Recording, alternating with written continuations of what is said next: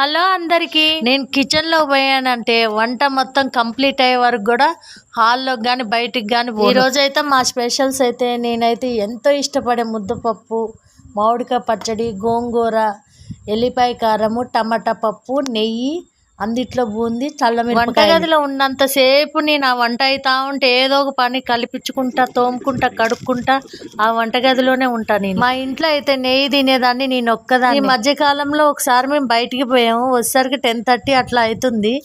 ఇంటికి వెళ్ళి వంట చేసేంత ఓపిక లేక మా బాబుని అయితే నేను సాంబారు కర్రీ కొనుక్కరమ్మని చెప్పాను. మా బాబు కొనుక్కొచ్చిన కర్రీ పాయింట్లో కర్రీస్ అయితే ఫేమస్. బయట కొనుక్కొచ్చుకున్నాం కానీ అది కూడా నా హెల్త్ కొంచెం బాగాలేక బయట కొనుక్కొచ్చుకున్నాం కానీ నోట్లో పెట్టుకుంటే అది ఎంత వరస్ట్గా ఉంది. సాంబార్ ఇట్లా కూడా చేస్తారా అనిపించింది.